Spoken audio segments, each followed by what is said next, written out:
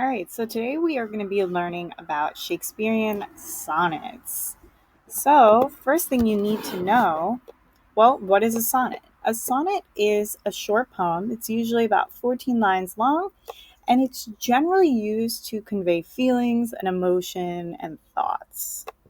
So, there are considered to be three main types of sonnets, but for today's video, we are only going to be focusing on Shakespeare's sonnets. So, Shakespeare's sonnets are typically 14 lines long. They follow this rhyme scheme, and they are written in iambic pentameter. So I am going to now break all this down for you. So this is one of Shakespeare's most famous sonnets, Sonnet 18. So you will notice that it is broken up into chunks of 4 lines and then a double line at the end. So these 4-line chunks are called quatrains, okay? And then the 2-line one at the end is called a couplet. So Shakespeare's sonnets are almost always going to be broken up like this. So it'll have 3 quatrains and then finish with a couplet. That totals to 14 lines.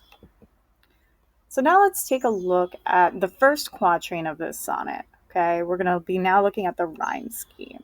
So it reads, "Shall I compare thee to a summer's day? Thou art more lovely and more temperate. Rough winds do shake the darling buds of May, and summer's lease hath all too short a date." So what I notice when I go in now is that day and May rhyme. So I'm going to go in and label them A. So moving forward, as we read through any words that rhyme with day or May, I could now label A, okay, because that means it rhymes. These are a rhyming pair. Now, on the other hand, we have the words temperate and date. Obviously, these two are not a perfect rhyme. In the Englishy world, we would call this a slant rhyme, but they're close enough that I'm going to go in and label them B. So we have, you'll notice, alternating lines rhyming. So A, B, A, B. So let's take a look at the rest. So for the second quatrain, you'll notice that shines and declines rhyme. Now, if I wanted to label that rhyming pair, I can't label it A or B because it doesn't rhyme with either of those pairs. So I'm going to go in and label it C. And now I'm going to do the same thing with dimmed and untrimmed. So obviously neither of those words rhyme with A, B, or C's rhyming pairs, so I'm going to label that D. So now we have A, B, A, B, C, D, C, D. So in quatrains, what you should be noticing, in Shakespearean sonnets, every other line is going to rhyme. So we have A, B, A, B, C, D, C, D. Now let's look at the third quatrain. We have fade and shade. Those rhyme, but not with any of the others we've seen so far. So it's going to be labeled E. And then I'm going to label the last pair F. So again, every other line seems to be rhyming, and each quatrain seems to show us a fresh set of rhyming pairs. Now, what about our last lines? So in our couplet, it's going to be a little different. Because there's only 2 lines, you usually will see these 2 lines rhyming with each other, so C and D. So this is just going to be labeled GG. So any words that rhyme with C and D, we're going to be labeling them G. So this is the rhyme scheme that almost all Shakespearean sonnets are going to follow. A, B, A, B, C, D, C, D, E, F, E, F, G, G. So again, let's look back. 14 lines long. We have the rhyme scheme we just talked about. And then all Shakespearean sonnets are also going to follow iambic pentameter. So now I'm going to try to explain what that is. So iambic pentameter is a style of writing where each line is going to have 10 syllables. And those syllables are going to follow iambic meter. So I'm going to break that down a little more. Let's look at the first line of the poem. So it reads, "Shall I compare thee to a summer's day?" If I were to put a little dot above each syllable, it would look something like this. So, shall I compare thee to a summer's day? So what then is iambic meter? Well, let's backtrack a little bit. When we talk, you are going to notice that certain sounds and syllables that we say are going to be more emphasized than others. So these more emphasized sounds when we talk, we call them stressed. Okay? And then on the other hand, words that are or sounds that are not as much emphasized, we call them unstressed. So let me give you an example. The word father can break it up into two syllables, fa and ther.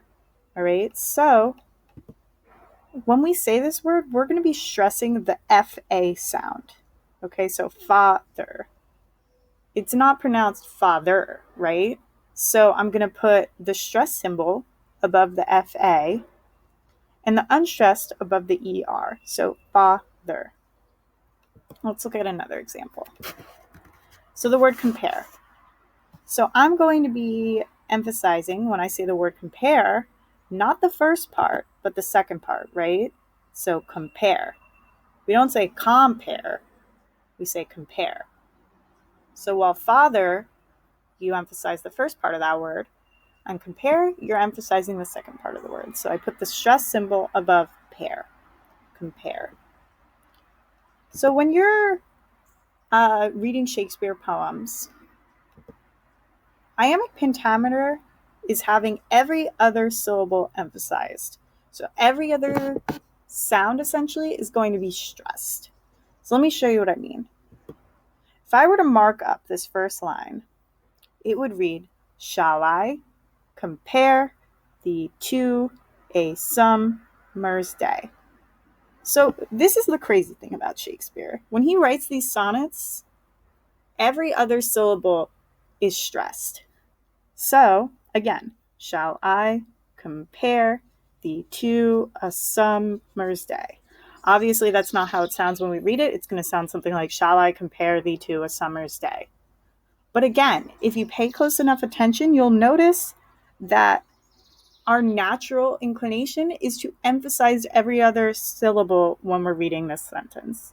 So Shakespeare did this very intentionally. He knows that's how we read these and pronounce these words. So each line of his poem is going to follow that pattern.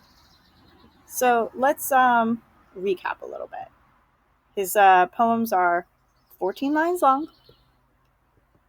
They follow this rhyme scheme. And iambic pentameter, where essentially 10 syllables and every other one of them is stressed.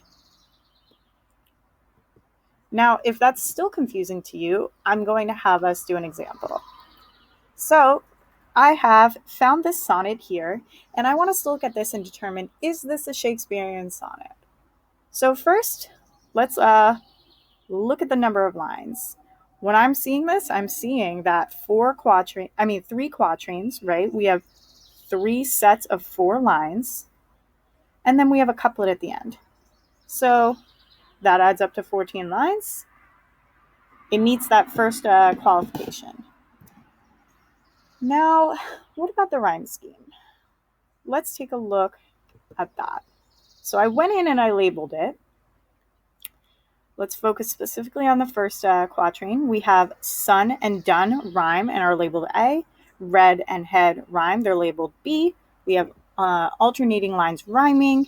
And if I looked through the whole poem, it also follows that same format. So white and delight, cheeks and reeks, know and go, sound and ground, alternating rhymes. And then we have our couplet at the end, rare and compare. So, yes, it follows the rhyme scheme. Now, what about the iambic pentameter? Well, let's take a look at the first line. I went in and I noted what sounds are stressed and what are not. So let's read that.